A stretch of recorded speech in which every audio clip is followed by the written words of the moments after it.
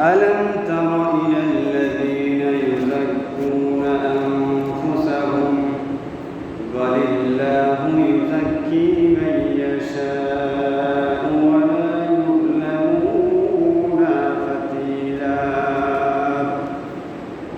صدق الله العظيم وصدق رسوله النبي الحكيم الكريم. الله رب العالمين পবিত্র মুহররম মাসের প্রথম জুমায় 1446 হিজরি মুহররম মাসের আজ 7 তারিখ আল্লাহ তাআলা আমাদেরকে জুমায় সকলের আগে হাজির হয়ে কোরআন ও হাদিস থেকে কিছু কথা বলার ও শোনার তৌফিক দান করেছেন। সকলের আগে আসার বসার তৌফিক দান করেছেন, সেজন্য আল্লাহ তাআলার দরবারে শুকরিয়া আদায় করছি। সকলে বলছি আলহামদুলিল্লাহ। এটা আরবি নববর্ষ মুহররম মাসকে আল্লাহ তাআলার মাস বলা হয়েছে, শাহরুল্লাহিল মুহররম। এই মাসে পৃথিবীর সূচনা লগ্ন থেকে কিছু গুরুত্বপূর্ণ ঘটনা কাকতালীয়ভাবে আল্লাহ তাআলার ইচ্ছায় কিছু গুরুত্বপূর্ণ ঘটনা ঘটে গেছে, যে কারণে মুহররম মাসের 10 তারিখ এটা অত্যন্ত গুরুত্বের দাবি বহন করে। সেজন্য এই মুহররম মাসে কিছু করণীয় আছে যেগুলো মুহাম্মদী সাল্লাল্লাহু আলাইহি ওয়াসাল্লাম করেছেন, রাসূল সাল্লাল্লাহু আলাইহি ওয়াসাল্লাম আমল করেছেন। আমাদেরকেও সেটা অনুসরণ করতে হবে, এটা মেনে চলতে হবে। আমরা মুসলমান হিসেবে আরবি মাস এখন আমরা লেজি হয়ে গেছি, অলস হয়ে গেছি, ঈমানের দিক থেকে একটু দুর্বল হয়ে গেছি, যে কারণে আমরা রাসূল পাক সাল্লাল্লাহু আলাইহি ওয়াসাল্লামের একটা গুরুত্বপূর্ণ সুন্নাত আরবি মাসের তারিখ গণনা করাকে আমরা এখন গণনা করি না করার কারণ হলো আমরা এর গুরুত্ব জানি না। আরবি মাসের তারিখটা আমাদেরকে গণনা করতে হবে, এটা আল্লাহ রাসূলের সুন্নাত। এজন্য চাঁদ দেখা এবং চাঁদ কখন অস্ত যায় বা নিশেষ হয়ে যায়, আবার কখন নতুন চাঁদ উদিত হবে, সেটা খেয়াল রাখা প্রত্যেক মুমিনের উপরে দায়িত্ব। সেজন্য মুসলমান হিসেবে এটা আমাদের খেয়াল রাখতে হবে। যে ব্যক্তি একটা সুন্নাতকে জীবিত রাখবে, যখন উম্মতের ক্রান্তিকাল চলবে, সেই সময়ে যে ব্যক্তি একটা সুন্নাতকে জীবিত রাখবে, সে ব্যক্তি একটা সুন্নাত আদায় করার কারণে, পালন করার কারণে, জীবিত রাখার কারণে, চর্চা করার কারণে আল্লাহ তাআলা তাকে অসংখ্য সওয়াব, এমনকি 100 শহীদের সওয়াব আল্লাহ তাআলা তার আমলনামায় দান করবেন। আলহামদুলিল্লাহ।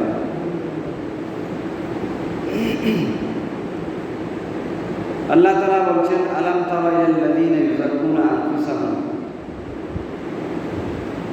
আলাম তারা, সে কি ওই সমস্ত লোকদের প্রতি দেখে নাই? আলাম তারা ইলাল্লাযীনা ইউযাক্কুনা আনফুসাহুম, হ্যাঁ, তুমি কি ওই সমস্ত লোকদের প্রতি দেখোনি? আল্লাযীনা ইউযাক্কুনা আনফুসাহুম, যারা নিজেদের নাফসকে পবিত্র করেছে, তাজকিয়া নাফস তথা আত্মার পরিশুদ্ধি ঘটিয়েছে। আপনি কি তাদের দিকে লক্ষ্য করেননি? বালিল্লাহু ইউযাক্কি মান ইয়াশা, যে যতই নিজের আত্মার পরিশুদ্ধি করুক না কেন, তাজকিয়ায়ে নাফস অর্থাৎ নিজের গুনাহ অপরাধ দোষ ত্রুটি আল্লাহ তাআলার কাছে ক্ষমা চেয়ে নিজে পবিত্র হয়ে যাক না কেন। ওয়ালিল্লাহু ইউযাক্কি মান ইয়াশা, বরং আল্লাহ তাআলাই যাকে চান পুত পবিত্র করবেন। আলহামদুলিল্লাহ। সেজন্য আমাদের আল্লাহ তাআলার দরবারে বেশি বেশি তওবা ইস্তেগফার করতে হবে, তাজকিয়ে নফস আত্মার পরিশুদ্ধির জন্য চেষ্টা করতে হবে, তওবা ইস্তেগফার এগুলো আমাদের করতে হবে। আমরা নিজেদেরকে বেশি বুজুর্গ মনে করা, নিজেদেরকে আমরা বুজুর্গ মনে করা, ঈমানদার মনে করা, এটা সমীচীন নয়। বরং আল্লাহ তাআলা বলছেন লা তুযাক্কু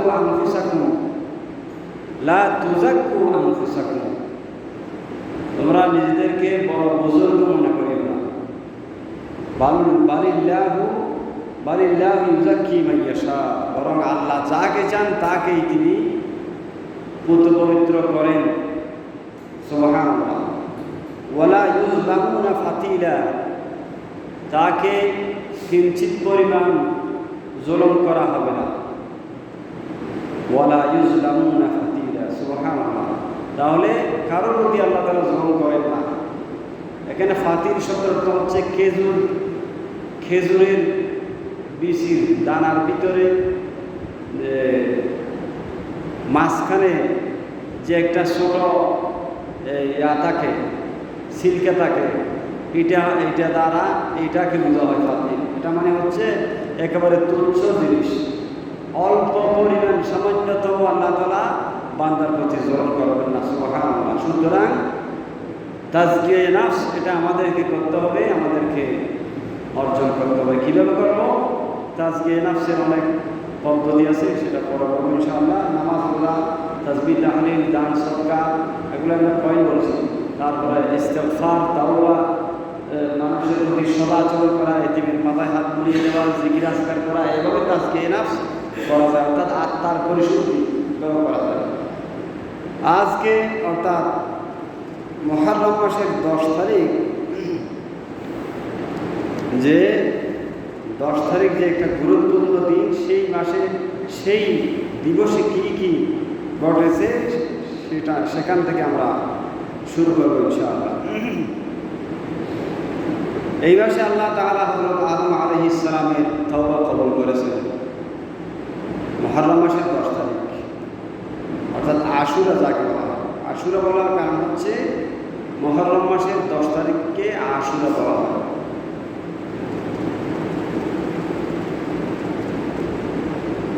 সালাতু ইয়া রাসূলুল্লাহ আলাইকুম, সালামু ইয়া হাবিবাল্লাহ আলাইকুম।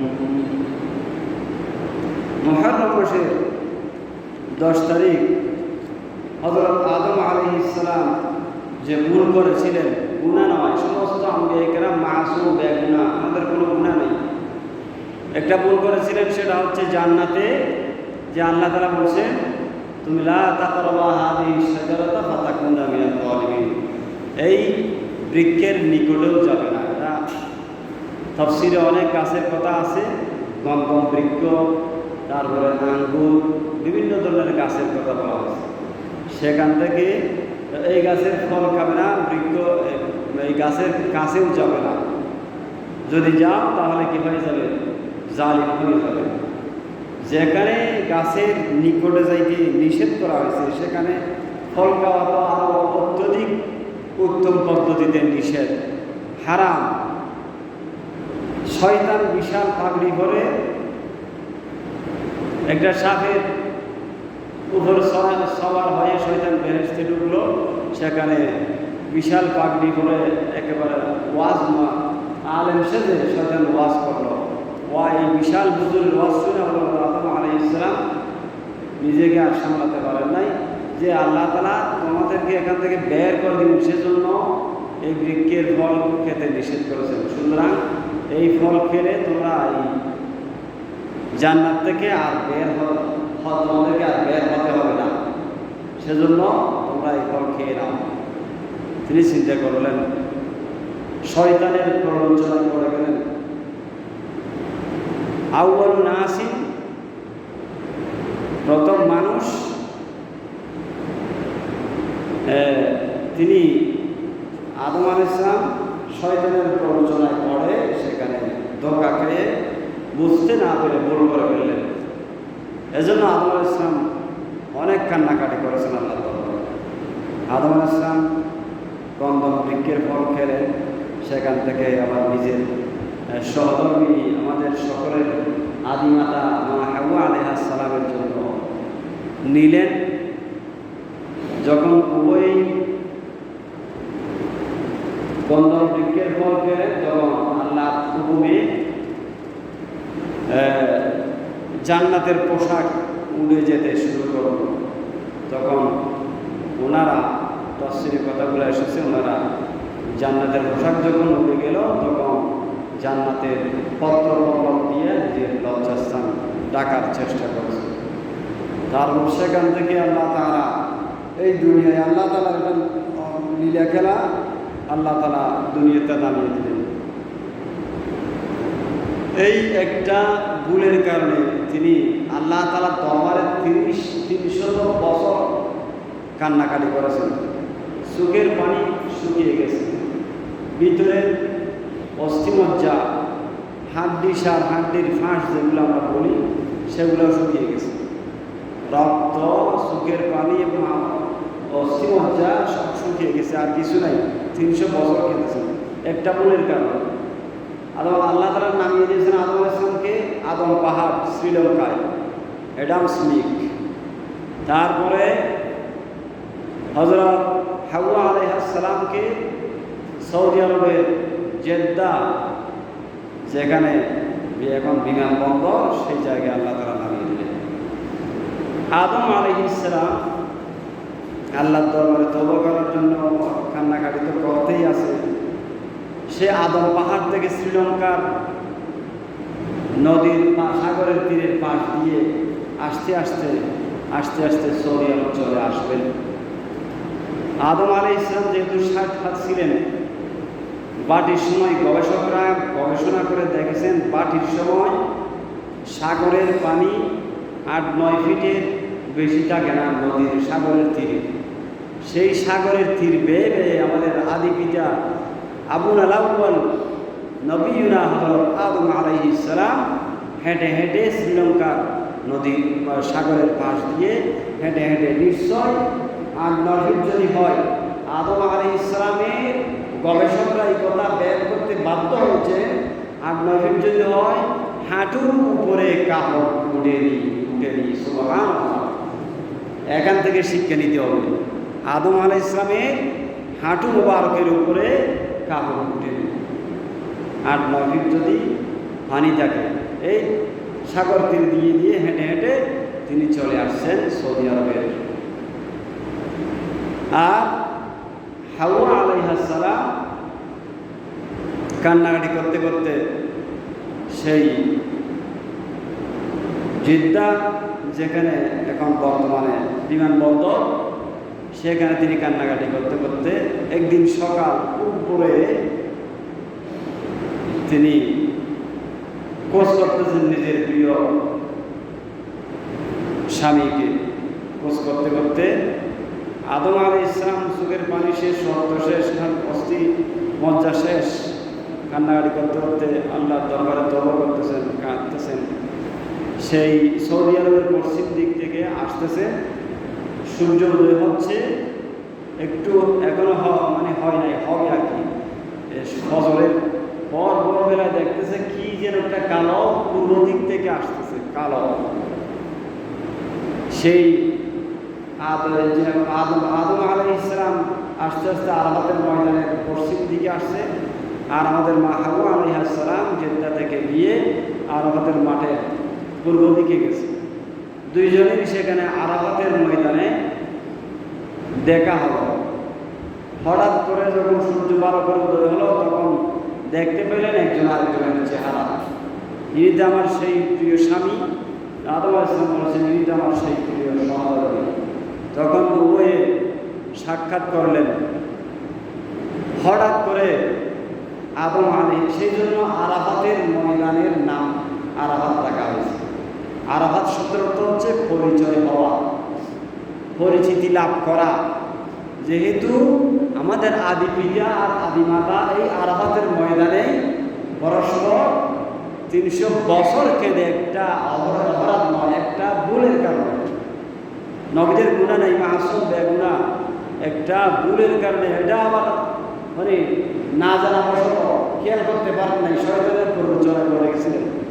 সেই ভুলের কারণে যদি তিনি 300 বছর কান্নাকাটি করেন, তাহলে আমাদের সন্তানদেরকে আমরা কত অপরাধ করতেছি, ডেলি আমাদের কত কবিরা গুনাহ করতেছি, সগিরা গুনাহ বাদ দিলাম, কত নামাজ কাজা করতেছি, মদ জুয়া ইত্যাদি, ঘুষ, আমরা কত অপরাধ করতেছি। তাহলে আমাদেরকে কত বছর কাঁদতে হবে, আল্লাহর দরবারে কান্নাকাটি করতে হবে, রোনাজারি করতে হবে, রমজান করতে হবে, সেটা ভেবে দেখার বিষয়।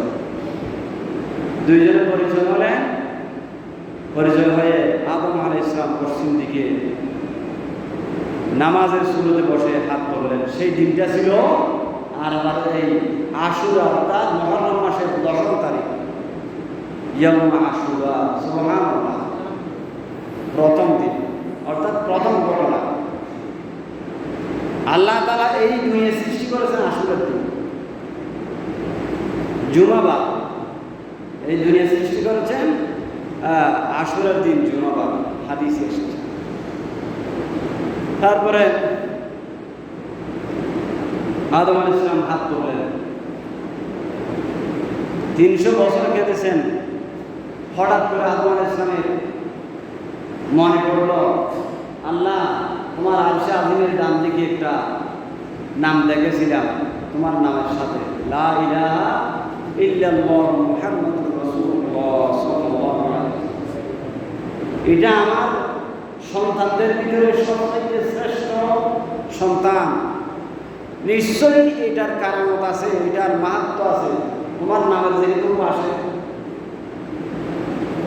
তুমি, আমার মনে হয় তুমি এই নামটা, এই মনীষীকে ভালোবাসো, সেজন্য এই নামটার ওসিলায় হলেও আপনি আমাকে মাফ করে দিন। সুবহানাল্লাহ।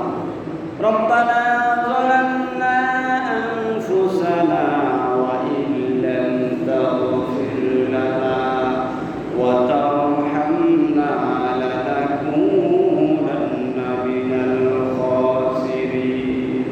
আল্লাহ তাআলা বলেন, আল্লাহ আমাদের রব, যালামনা আনফুসানা, আমরা জুলুম করেছি আমাদের আত্মার উপরে, আমরা আমাদের আত্মার উপরে জুলুম করেছি। রব্বানা যালামনা আনফুসানা ওয়া ইন লাম তাগফির লানা, যদি আপনি আমাদেরকে ক্ষমা না করেন, আমরা অবশ্যই, আমাদেরকে যদি আপনি ক্ষমা না করেন, ওয়া তারহামনা, আমাদের উপর দয়া না করেন, লানাকুনান্না মিনাল খাসিরিন, অবশ্যই আমরা ক্ষতিগ্রস্তদের অন্তর্ভুক্ত হয়ে যাব। নাউযুবিল্লাহ। রাসূল সাল্লাল্লাহু আলাইহি ওয়াসাল্লামের তার সন্তানদের ভিতরে শ্রেষ্ঠ সন্তান নবী মুহাম্মদ সাল্লাল্লাহু আলাইহি ওয়াসাল্লামের নামের উসিলায় যখন আল্লাহ তাআলা কাছে আদম আলাইহিস সালাম, এটাও আল্লাহ তাআলার একটা লীলা খেলা, আল্লাহ তাআলার একটা ব্যবস্থাপনা। 300 বছর পরে নামটা আল্লাহ স্মরণ করিয়ে দিলেন। আর আমাদের মাঠে যখন আমাদের আদি মাতা পিতা মিলিত হলেন, সাক্ষাৎ করলেন, সেখানে এই নামটা স্মরণ করে দিলেন হঠাৎ আল্লাহ তাআলা। আল্লাহ ক্ষমা করতে চাচ্ছেন, সুবহানাল্লাহ, আল্লাহ এভাবে ক্ষমা করেন। তারপরে দোয়া করলেন, আল্লাহ এই নামের উসিলায়, আল্লাহ তাআলা আল্লাহ রাসূল সাল্লাল্লাহু আলাইহি ওয়াসাল্লামের উসিলায় আদম আলাইহিস সালাম এবং মা হাওয়া আলাইহিস সালাম, আমাদের আদি পিতা মাতাকে আল্লাহ তাআলা ক্ষমা করে দিলেন, মাফ করে দিলেন। আলহামদুলিল্লাহ। এই 300 বছর কান্নাকাটি করার পরে আল্লাহ তাআলা মাফ করে দিলেন। সেই দিনটা ছিল আশুরার দিন। সুবহানাল্লাহ। এরপরে আর অনেক ঘটনা আছে, সেই ঘটনার দিকে আজকে আমি যাচ্ছি না। কয়েকটা ঘটনা আমি ইঙ্গিত দিব, এখান থেকে শিক্ষা বের করবো। তাহলে আমাদের উচিত হবে গুনাহ করে বসে না থাকা, আল্লাহ তাআলার নিকট তওবা, ইস্তিগফার, তাসবিহ, তাহলিল, বারবার নত হওয়া, ছোট হওয়া, ক্ষমা, আস্তাগফিরুল্লাহ, ক্ষমা চাইতে থাকা, এইভাবে বলে ক্ষমা চাইতে থাকা, ক্ষমা চাইতে হবে। যেখানে আমাদের আদিবিটা 300 বছর কেটেছেন, আমাদের কত কাঁদতে হবে, আমরা ছোট মানুষ, সেটা আমাদেরকে খেয়াল করা দরকার। এরপরে হযরতে মূসা আলাইহিস সালাম ও ইসমাঈলের নবী, অনেক ঘটনা আছে, সে সব ঘটনা তো আজকে আর বলা যাবে না। হযরত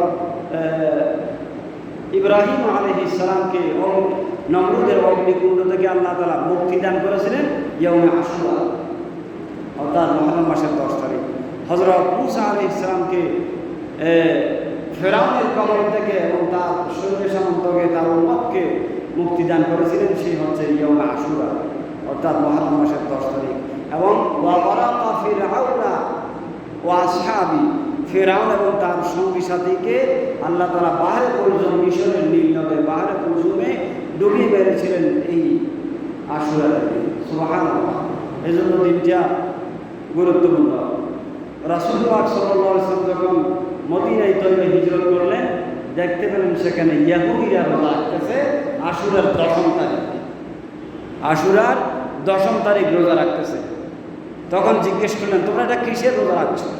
তখন মদিনার ইহুদিরা বলছিলেন, হে আব্দুল্লাহর পুত্র মুহাম্মদ, এই দিনে আল্লাহ তাআলা হযরত মূসা আলাইহিস সালামকে ফিরআউনের কবল থেকে মুক্তি দান করেছিলেন, তার শুকরিয়া স্বরূপ আমরা রোজা রাখতেছি। তখন রাসূল সাল্লাল্লাহু আলাইহি ওয়াসাল্লাম বলছেন, নাহনু আহাক্কু বিকুম, তোমাদের চেয়ে আমরা এই রোজা পালন করার হকদার বেশি। তখন রাসূল সাল্লাল্লাহু আলাইহি ওয়াসাল্লাম সাহাবায়ে কেরামদেরকে নির্দেশ দিলেন রোজা রাখার জন্য, এবং নিজে রোজা রাখবেন, এবং বললেন যদি আমরা আগামী বছর বেঁচে থাকি তাহলে 9ম তারিখ ও তাসুআ, অর্থাৎ মুহররম মাসের 9ম তারিখ আমরা রোজা রাখবো। আলহামদুলিল্লাহ। অতঃপর যখন রমজান মাসের রোজার ফরজিয়ত নাজিল হলো, তখন রমজান মাসের রোজার ফরজিয়ত যখন নাজিল হলো, অর্থাৎ ফরজ হয়ে গেল, তখন রাসূল সাল্লাল্লাহু আলাইহি ওয়াসাল্লাম এই উম্মতদেরকে আশুরা রোজা রাখার জন্য আদেশও করেন নাই, নিষেধও করেন নাই, অর্থাৎ এটা মুস্তাহাব। এই রোজা রাখা মুস্তাহাব। যারা রোজা রাখবে আল্লাহ তাআলা তাদেরকে একটা বছরের রোজা রাখার ফজিলত তাদেরকে দান করবেন। আলহামদুলিল্লাহ। এবং হাদিসে আরও এসেছে, বাদা সিয়ামে রমজানা, রমজান মাসে রোজার পরে মুহররম মাসের রোজা, মুহররম মাসের আমরা কি মুহররম মাস পুরো রোজা রাখবো না, এই মুহররম মাসে 2 দিন বা 3 দিন এই রোজা রাখা অনেক উত্তম, অনেক সওয়াবের কাজ।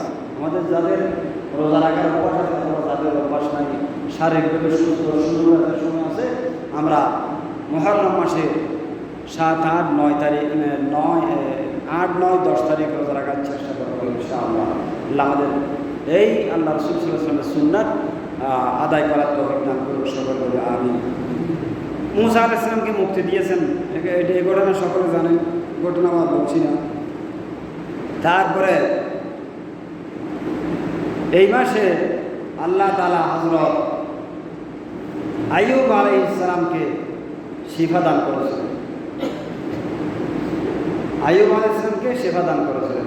আইয়ুব আলাইহিস সালাম রোগ্ন অবস্থায় ছিলেন, তিনি একেবারে সুস্থ শরীর নিয়েছিলেন, কোনো সম্পদের তার অভাব ছিল না, শরীর একেবারে নাদুস ছিল। তখন তিনি আল্লাহ তাআলার নিকট আরজি করলেন, আল্লাহ যদি আপনি আমাকে একটু রোগ দিতেন আমার ভালো লাগতো, আপনি আমার সমস্ত ধনভাণ্ডার নিয়ে নেন, আমার কিছুই লাগবে না, স্ত্রী পুত্রগুলো কিছুই লাগবে না, আপনি আমাকে একটু রোগ দেন। আল্লাহ তাআলার নিকট থেকে রোগ তিনি চেয়ে নিয়েছেন, আল্লাহ রোগ দিলেন। কী রোগ দিলেন? শরীরে পোকা ধরেছে। এবার পোকা ধরতে খেতে খেতে খেতে পুরো শরীর কেঁপে গেছে। আইয়ুব আলাইহিস সালাম, সবরে আইয়ুব যাকে বলা হয়, আপনার আমার শরীরে 1 দিন 2 দিন পোকা ধরলে আমরা সহ্য করতে পারবো? সম্ভব নয়। সেজন্য বলা হয়, মানে সবর তথা ধৈর্যের উপমা দেওয়া হয় সবরে আইয়ুব আলাইহিস সালামের ধৈর্য দান করা আমাকে। আইয়ুব আলাইহিস সালাম ধৈর্য দান করেছে, যে তার পুরো শরীর, তার শরীর বড় খেয়ে ফেলছে পোকা। খেতে খেতে একেবারে জিহ্বার কাছাকাছি চলে আসলেন। তিনি আল্লাহর ইবাদত থেকে এক মুহূর্তের জন্য সরে আসলেন। যখন জিহ্বা পর্যন্ত চলে আসলো পোকা, আইয়ুব আলাইহিস সালাম আল্লাহর দরবারে হাত তুলে কান্নাকাটি করে দোয়া শুরু করলেন। আল্লাহ তাআলা, আপনার কাছ থেকে আমি রোগ খুঁজে নিয়েছি, রোগ চেয়ে নিয়েছি, আপনি আমাকে রোগ দ্বারা পরীক্ষা করেছেন, আমি অসন্তুষ্ট হই নাই, আমাকে পুরা শরীর খেয়ে ফেলেছে পোকায়। যদি সেই পোকা আমার কণ্ঠনালী পর্যন্ত চলে আসছে, এই কণ্ঠনালী আসার পরে যদি আমার যে জিহ্বা দিয়ে তোমার নামের জিকির করি, সেই জিহ্বায় যদি পোকা চলে আসে, তাহলে তোমার পবিত্র নামের জিকির আমি কি দিয়ে করব? সুতরাং আপনি আমাকে সেবা দান করুন। সুবহানাল্লাহ। তোমার পবিত্র নামের জিকির আমি কি দিয়ে করব যদি এই পোকাগুলো আমার জিহ্বা পর্যন্ত চলে আসে? আমি এতক্ষণ কিছু বলি নাই আল্লাহ, আমি টোটালি আপনার প্রতি নারাজ হই নাই, আপনার প্রতি বেজার হই নাই, আমি খুশি আছি। আমার এখন অসন্তুষ্ট, আমার এখন খুব বেশি খারাপ লাগছে যে আমি আমার জিহ্বাটা যদি এই পোকাগুলো খেয়ে ফেলে, তাহলে কি দিয়া আপনার পবিত্র নামের জিকির করবো, আপনার ইবাদত করবো। সুবহানাল্লাহ। তখন আল্লাহ তাআলা এই আশুরার 10 তারিখ, অর্থাৎ মুহররম মাসের 10 তারিখ আশুরার দিন আইয়ুব আলাইহিস সালামকে আল্লাহ তাআলা শিফা দান করেছিলেন। সুবহানাল্লাহ।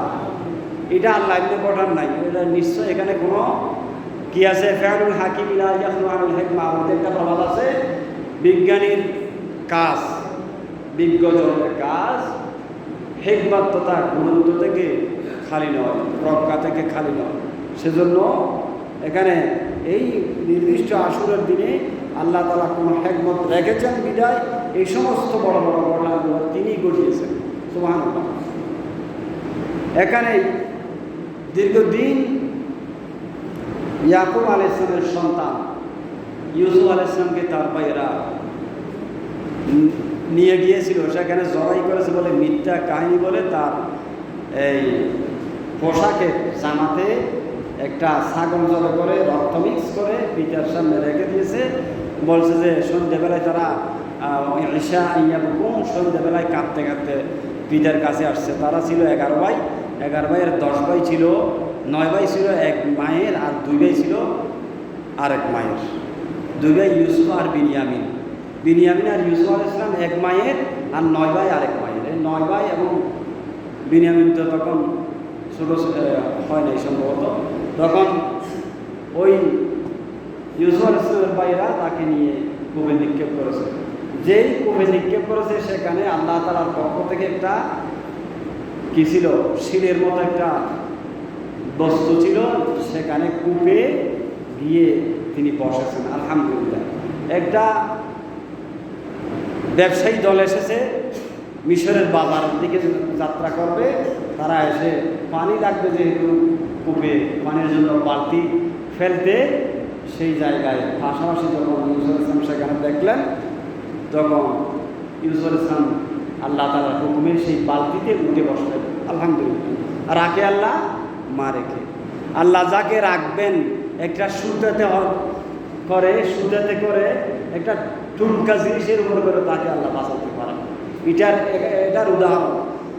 কোনো মানুষের প্রতি যত দোষ করি এবং জোরম করা হোক না, তাকে দুনিয়া থেকে নিঃশেষ করে দেওয়ার জন্য, যদি আল্লাহ তাকে না মারেন, পৃথিবীতে তাকে মেরে ফেলার কেউ, হত্যা করার কেউ নাই। সুবহানাল্লাহ। এটাই প্রমাণ। এবং মজলুমের প্রতি আল্লাহর দয়া সবসময় থাকে। এটা শিক্ষা ঘটনা বলার দৃশ্য নয়। মজলুম, যার উপর জুলুম করা হচ্ছে, সেই ব্যক্তির উপর আল্লাহর দয়া সবসময় থাকে। মজলুম হওয়া ভালো, জালিম হওয়া ভালো। সেখান থেকে আল্লাহ তাআলা তারা টেনে তোলার পর দেখতেছে মা হাদা। তখন তারা বলছে না, একবার আশ্চর্য হয়ে গেছে, এটা কি? তখন মা হাদা মালাকুন কারীম, এটা তো বিশেষ ফেরেশতার মতো একেবারে দেখতে। তখন তারা খুশি হয়ে গেছে, যেহেতু মিশরের বাজারে ছোট সন্তান বিক্রি হয়, মানুষ বিক্রি হয়, সেজন্য তারা খুশি হলো চড়া দামে বিক্রি করতে পারবে। সে মিশরের বাজারে গিয়ে আজিজ মিশরের শাসককে বিক্রি করে ফেললো। এতদিন অনেক দিন সংসার করতেছে, জুলাইখার সাথে কোনো একটা সন্তান হয় নাই, তার তো দরকার আছে। ফুটফুটে ফেরেশতার মতো একেবারে একটা সন্তান যখন দেখলো, তখন তারা স্বামী স্ত্রী দুজনেই মানে সিদ্ধান্ত নিল আমাদের ছেলেটা দরকার। চড়া দামে তারা বিক্রি করলো, এটা রাজ দরবারে পৌঁছে গেল। এটা সব আল্লাহ দিচ্ছে, লম্বা কথা সেদিকে যাচ্ছি না। তাহলে শিক্ষা হলো মজলুমের উপরে আল্লাহর দয়া থাকে, মজলুম হওয়া ভালো, জালিম হওয়া ভালো নয়। এই দীর্ঘদিন ইয়াকুব আলাইহিস সালাম বলছেন, তোমরা যে বলছো আমার ছেলেকে বাঘে খেয়ে ফেলছে, জামা তো কি নয় ছেঁড়া নয়, জামা তো পরিষ্কার, বাঘে খেয়ে ফেললে জামাটা ছিঁড়ে যেত না।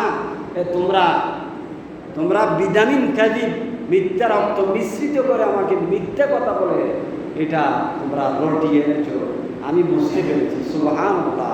নবীদের কাছে নবীদের রাডার পরিষ্কার, কাশ এনাদের খোলা। তিনি বললেন তোমরা এটা মিথ্যে বলেছ, আমার এখন জমিন সবর করা দরকার। তিনি সবর করেছেন, আল্লাহ দরবার দোয়া করেছেন। চোখের পানি যে এই ছোট সন্তানের প্রতি মানুষের দুর্বলতা বেশি থাকে, দয়া বেশি থাকে, শেষ পর্যন্ত তিনি দোয়া করছেন। এই ইয়াকুব আলাইহিস সালামকে ইয়াকুব আলাইহিস সালামকে আল্লাহ তাআলা ফিরিয়ে দিলেন, তার ছোট সন্তান ইউসুফ আলাইহিস সালামকে এই আশুরা দিন। সুবহানাল্লাহ। এদিন এরপরে ইউনুস ইবনে মাত্তা, আল্লাহর জলিল কদর একজন পয়গম্বর ইউনুস আলাইহিস সালাম, তিনি তার উম্মতকে দাওয়াত দিয়ে দিতে একেবারে নৈরাশ হয়ে গেলেন। নৈরাশ হয়ে শেষ পর্যন্ত তিনি আত্মহত্যা করার দ্বার প্রান্তে চলে গেলেন। এটা মানে খুব বেশি খারাপ লাগতেছে, তারা কেউ দাওয়াত গ্রহণ করতেছে না, আল্লাহর দ্বীনের দাওয়াত কেউ গ্রহণ করতেছে না। কি করবে এখন? তিনি শেষ পর্যন্ত সেখান থেকে পালিয়ে আরেক জায়গায় চলে যাবে। চলে যাওয়ার মাঝপথে নদী হয়ে গেছে। নদী যখন পড়ে গেছে, নদী পার হবে। নদী পার হতে গিয়ে নৌকাতে উঠলেন। নৌকাতে উঠে তিনি মাঝেই নৌকা টানতেছেন। টানার পর দেখা গেল নৌকা ডুবে যাচ্ছে। নৌকা ডুবে যাবে কেন? নিশ্চয়ই এখানে কোনো পলায়ন গোলাম আছে, মানে পালিয়ে যাচ্ছে এরকম গোলাম আছে। তোমরা নিজেরা বলো বা আমাকে নৌকা বাঁচাতে হবে, সবাইকে বাঁচাতে হবে, যে পালিয়ে যাচ্ছ সে নেমে যাও, না হয় লটারি দেবে। তিনি নিজে বলছেন আমি পালিয়ে যাচ্ছি, আমার উপরকে ছেড়ে, আমার দেশ গ্রাম ছেড়ে তাদের প্রতি আমি নারাজ হয়ে চলে যাচ্ছি, আমি নেমে যাচ্ছি। ইউনুস আলাইহিস সালাম আল্লাহর পয়গম্বর, জলিলুল কদর পয়গম্বর, তিনি নিজের দোষ স্বীকার করে লটারি বা তিনি নিজে নেমে গেলেন। নামতেই দেরি, বিশাল একটা তিমি মাছ তাকে গ্রহণ করে গেল, গ্রাস করে গেল। সুবহানাল্লাহ। কতদিন? 40 দিন পর্যন্ত। লম্বা কথা বলছি না, 40 দিন পর্যন্ত মাছের পেটে যেই রব্বুল আলামিন কোনো ধরনের অক্সিজেন ছাড়া সেখানে জীবিত রেখেছেন, তার নাম রব। তিনি রাখতে পারেন। যে তুরস্কের ধ্বংসপ্রাপ্ত ভূমিকম্পের কারণে ধ্বংসপ্রাপ্ত বিল্ডিংগুলোর নিচে ছোট ছোট বাচ্চাগুলাকে রেখেছেন আল্লাহ তাআলা ফেরেশতার মাধ্যমে, দুগ্ধদানের মাধ্যমে। সুবহানাল্লাহ।